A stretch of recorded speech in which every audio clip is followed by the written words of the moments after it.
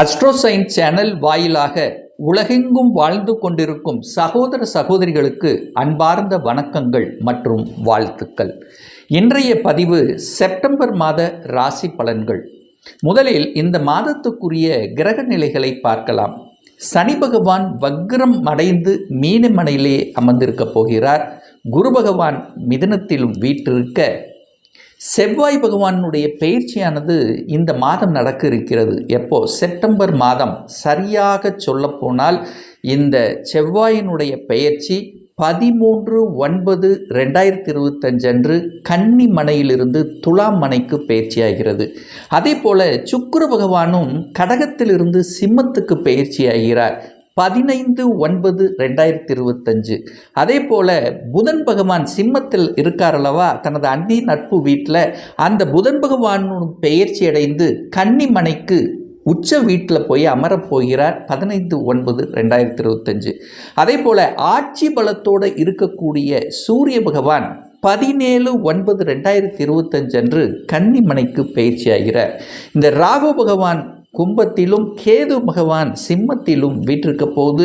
So இந்த September மாதத்தின் தொடக்கத்திலேயே சந்திர பகவான் மனோகாரகனான சந்திரன் தனுசு மனையில் இருக்குது. ஸோ இதுதான் இந்த மாதத்தினுடைய கிரகமைப்பு. இந்த கிரக அமைப்புகளை வைத்துக்கொண்டு இந்த செப்டம்பர் மாதம் என்ன நடக்க போகுது, என்ன மாதிரியான நல்ல விஷயங்கள் உங்களுக்கு கொடுக்க காத்து கொண்டிருக்கிறது என்பதை பற்றியும், இந்த மாதம் எந்த தெய்வ வழிபாடு வழிபட்டால் நமக்கு சிறப்பு என்பதை பற்றி இந்த பதிவில் நம்ம டீட்டெயிலாக பார்க்க போகிறோம். அதற்கு முன்னால் நம்முடைய சேனலை நீங்கள் ஃபர்ஸ்ட் டைம் பார்ப்பவர்கள் என்றால் மறக்காம சப்ஸ்கிரைப் பண்ணிக்கிங்க. கும்பராசி அன்பர்களே, இந்த செப்டம்பர் மாதம் என்ன மாதிரியான நல்ல செய்திகள் கொடுக்க போகுது அப்படின்னு பார்க்கும் பொழுது, உங்கள் ராசியை 2 சுப கிரகங்கள் இந்த செப்டம்பர் மாதம் பார்க்குது. அதாவது ஒன்று குரு பகவான் பார்க்குறார்.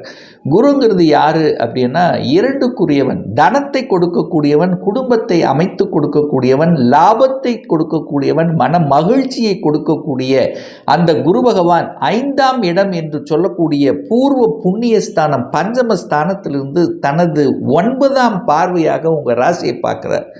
குரு பார்த்தால் கோடி நன்மை. அப்போது உங்கள் மனசில் இருக்கக்கூடிய அத்தனை நெகட்டிவ் உணர்வுகள் விலக காத்து கொண்டிருக்கிறது. ஒன்று.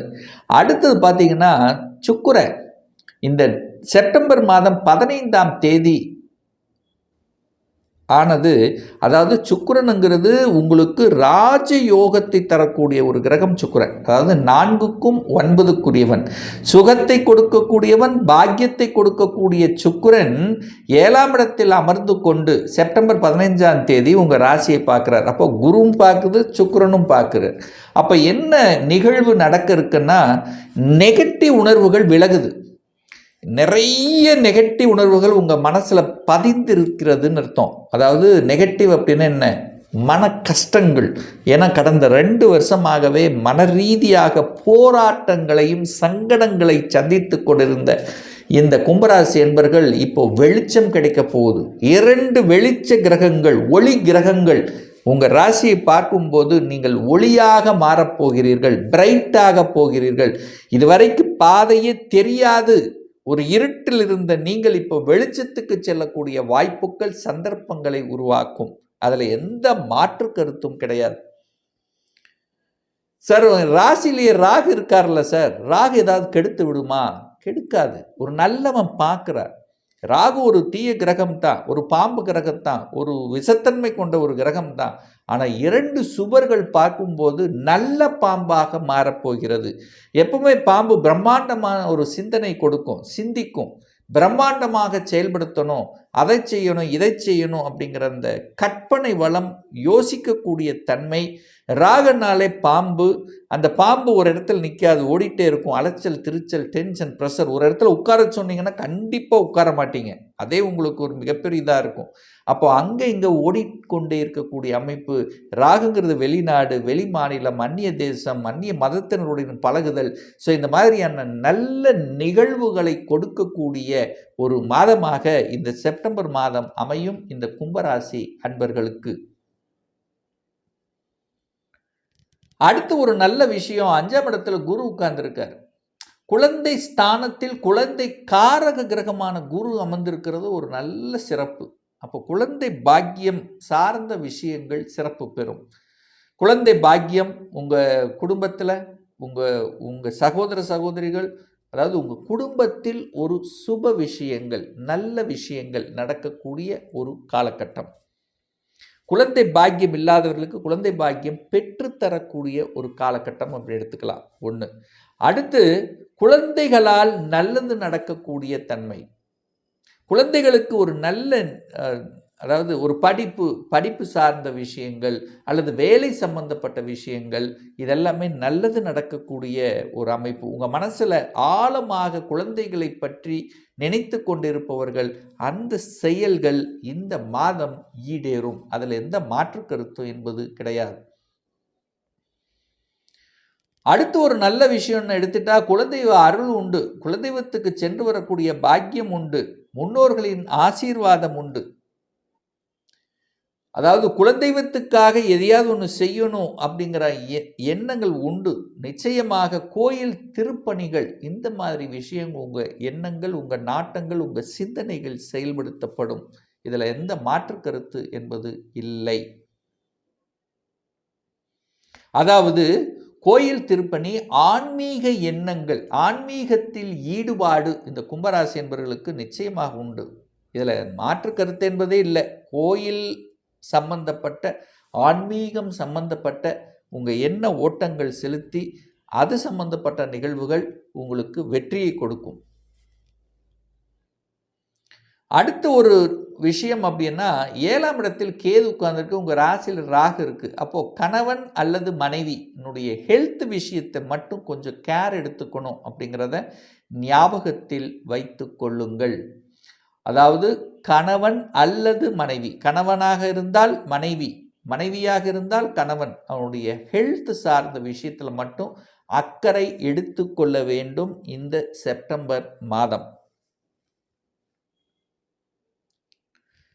இதுவரைக்கும் பாருங்க, கடந்த ஒரு 3 மாதங்களாகவே செவ்வாய் பகவான் பாதிக்கப்பட்ட நிலையில் இருந்தார்.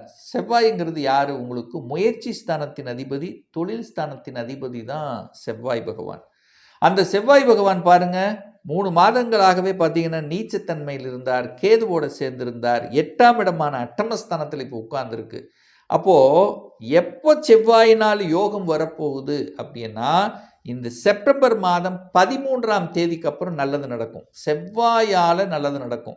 முயற்சிகள் நல்லா இருக்கும். தடைப்பட்ட விஷயங்கள் நிறைய கும்பராசி என்பர்கள், சார் நான் ஒன்று நினைக்கிறேன் அது ஒன்று நடக்குது சார், நான் நினைக்கிறது எங்கே சார் நடக்குது அப்படின்னு ஒரு வெறுப்போட உணர்வோடு இருக்கக்கூடியவர்களுக்கெல்லாம் ஒரு நல்ல தன்மையை கொடுக்கக்கூடிய மாதம் செப்டம்பர் 13க்கு அப்புறம் நடக்கும்.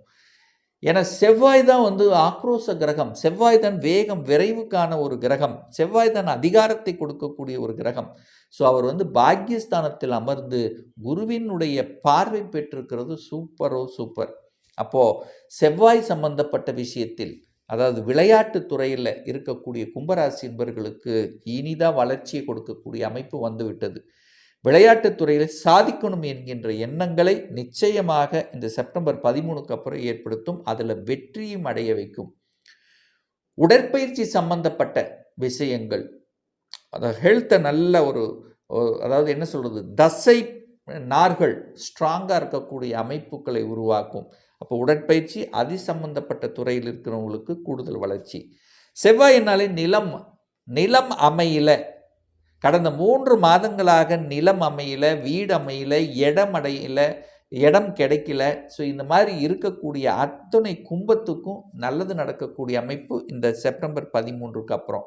அப்போது நிலம், வீடு, கட்டிடம் சார்ந்த விஷயங்கள், கட்டிடத்தில் நிறைய பேர் பாருங்க, கட்டிடம் சம்பந்தப்பட்ட துறையில் இருக்குப்பாங்க இந்த கும்பராசி என்பர்கள். ஒன்றுமே நடக்கலை சார், பெருசாக இல்லை சார், நிறைய அலைச்சல் திருச்சல் கொடுத்துட்டு இருந்தது அப்படின்னு இருக்கக்கூடியவர்களுக்கெல்லாம் இந்த 13ஆம் தேதிக்கு அப்புறம் செவ்வாய் பாக்கியஸ்தானத்தில் குரு பார்வை பெற்று 3ஆம் இடத்தை பார்க்கறதுனால முயற்சிகள் சக்சஸ் கொடுக்கும். அதுவும் குறிப்பாக ரியல் எஸ்டேட், கட்டிடம் கட்டி விற்பனை, ரியல் எஸ்டேட் சம்பந்தப்பட்ட துறையில் இருக்கக்கூடிய இந்த கும்பராசி என்பவர்கள் நல்லதை எதிர்பார்க்கலாம். இந்த செப்டம்பர் மாதம் 13க்கு அப்புறம் மனம் தெளிவு பெறும். அதன் மூலமாக லாபங்கள், அனுகூலங்கள் கிடைக்கக்கூடிய அமைப்பு சிறப்பு பெறும். நிறைய பேர்த்துக்கு பாருங்க, வேலையில பிரச்சனையாவே இருந்தது. வேலையில திருப்தி இல்லாமல் இருந்தது. வேலை மாறணும்னு நினைச்சிட்டு இருக்கோம், மாற முடியல. எனக்கு ஒரு ப்ரமோஷன் வரணும், ஆனா வரல. இந்த மாரி சொல்லக்கூடிய நிறைய கும்பராசி என்பவர்கள் நான் கேள்விப்பட்டிருக்கேன். ஏன்னா இந்த 3 மாசமா நல்லா இல்லையே. 10ஆம் அதிபதி நீச்சமா இருந்தாரே, கேதுவோட சேர்ந்திருந்தாரே, இப்ப 8ஆம் இடத்தில் இருக்காரே, ஒரு வலியை அனுபவித்துத்தான் கொண்டிருக்கிறீர்கள். அழுத்தம், பிரஷரோடு இருக்கு. இப்போ இந்த 13க்கு அப்புறம் கொஞ்சம் நிம்மதி பெருமூச்சு விடுவீங்க, அவ்வளவுதான். எல்லாம் சரியாக போகுது, பார்த்துக்கலாம் பார்த்துக்கலாம் என்கின்ற தன்னம்பிக்கை கொடுத்தாலே போதுமே, செயல்படுத்தி விடுவீர்கள் அல்லவா? ஸோ அந்த செயல்படுத்தி வெற்றி காணக்கூடிய ஒரு காலகட்டமாக இந்த கும்பத்துக்கு நிச்சயமாக அமையும். எந்த அளவுக்கு உழைப்பை போடுகிறீர்களோ அந்த அளவுக்கு லாபம் உண்டு. ஏன்னா குரு பார்க்கிறார், 11ஆம் இடத்தை பார்த்துட்டே இருக்கார். லாபம் கிடைத்து கொண்டே இருக்கிறது. எந்த அளவுக்கு உழைப்பு போடுறீங்க, எந்த அளவுக்கு வேலை செய்கிறீர்களோ அதற்கு தகுந்த மாதிரி உழைப்புங்கிறது நிச்சயமாக உண்டு. 11ஆம் இடத்தை அந்த குரு பகவான் பார்த்து கொண்டிருக்கிறது. அந்த குரு பகவான் பாக்கியஸ்தானத்தை பார்த்துட்டு இருக்கிறது. குரு பகவானால் நன்மை நடக்கக்கூடிய ஒரு நல்ல மாதம் இந்த செப்டம்பர் மாதம். சூரியன் போய் 8ல் மறைகிறார் அல்லவா? அப்போது இந்த அரசு சார்ந்த விஷயம் இருக்கின்றவர்களுக்கெல்லாம் கொஞ்சம் அலைச்சல், திருச்சல், டென்ஷன் இருக்கும். தந்தை சார்ந்த விஷயத்தில் தந்தையினுடைய ஹெல்த்தை கொஞ்சம் பார்க்கணும். ஏன்னா சூரியன் போய் 8ல் மறைகிறார், சனியும் வேற பார்க்குறார்.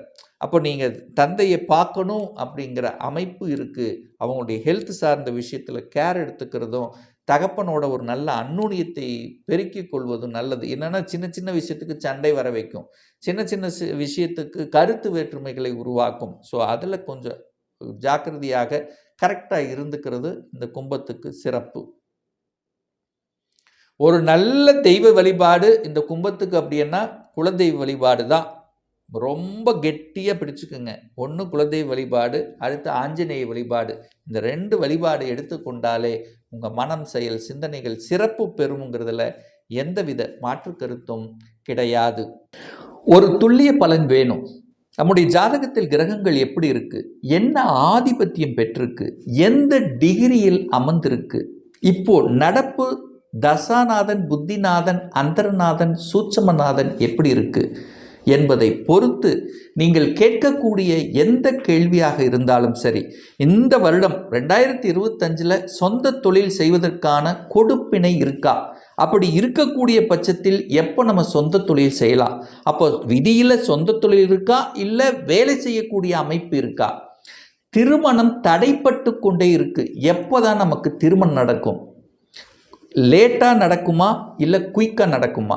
ஸோ இந்த திருமணத்தை பற்றிய அத்தனை விஷயங்களும், என்ன கோர்ஸ் எடுத்து படித்தா நமக்கு ஃப்யூச்சர் நன்றாக இருக்கும், எப்போ நமக்கு ப்ரமோஷன் கிடைக்கும், எப்போ குழந்தை பாக்கியம் கிடைக்கும், எப்போ நான் வீடு கட்டுவேன். ஸோ இது போன்ற கேள்விகளுக்கு துல்லியமான பதிலை நம்மால் கூற முடியும். ஒரு பர்சனல் கன்சல்டேஷன் எடுத்துக்கணும், ஒரு சுய ஜாதகம் பார்க்கணும் என்று விருப்பமுடைய அன்பர்கள் டிஸ்பிளே தெரியக்கூடிய நம்பருக்கு வாட்ஸ்அப் மூலமாகவோ ஃபோன் கால் மூலமாகவோ தொடர்பு கொண்டு நேரடியாகவோ அல்லது ஆன்லைன் மூலமாகவோ கன்சல்டேஷன் எடுத்துக்கலாம். நம்முடைய அலுவலகம் கோயம்புத்தூரில் அமைந்துள்ளது. அதாவது கோயம்புத்தூரிலிருந்து மேட்டுப்பாளையம் செல்லும் வழியில் வெள்ளக்கிணர் பிரிவு அருகில் அன்னபூர்ணா ஹோட்டலுக்கு அருகில் அமைந்துள்ளது.